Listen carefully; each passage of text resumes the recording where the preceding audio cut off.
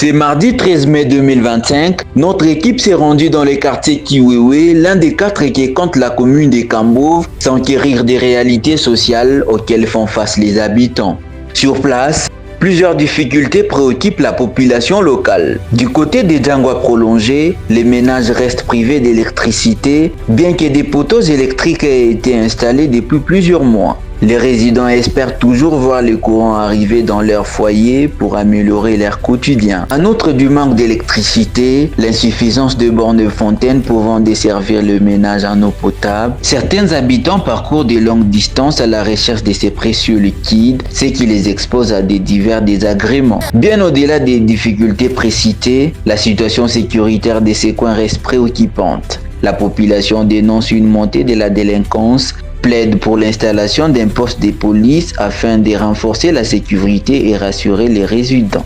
Le début de ce jeudi 15 mai 2025 a été marqué par des cas d'insécurité dans le territoire de Kambove, l'un dans les villages Ndakata et l'autre dans la commune de Kambove. Aux environs de 2 heures du matin, un groupe d'inciviques armés a attaqué les sièges de la police nationale congolaise PNC au village Ndakata, situé à 20 km de loin. Ces malfrats ont abattu un personnel civil affecté au gardiennage du bureau avant d'emporter 3 motos qui étaient en fourrière. Poursuivant leur opération, ils ont ensuite cambriolé 3 maisons du village, emportant des sommes d'argent dont le montant reste inconnu. Presque au même moment, une tentative de cambriolage a été signalée au quartier Mikuba, dans la commune de Kambove, chef-lieu du territoire. Des inciviques ont tenté de forcer une maison, cassant les vitres de la porte d'entrée, alerté les phares d'essai via le bureau D et l'équipe mobile volontaire civile sont rapidement intervenus, ce qui a poussé le malfrat à prendre la fuite.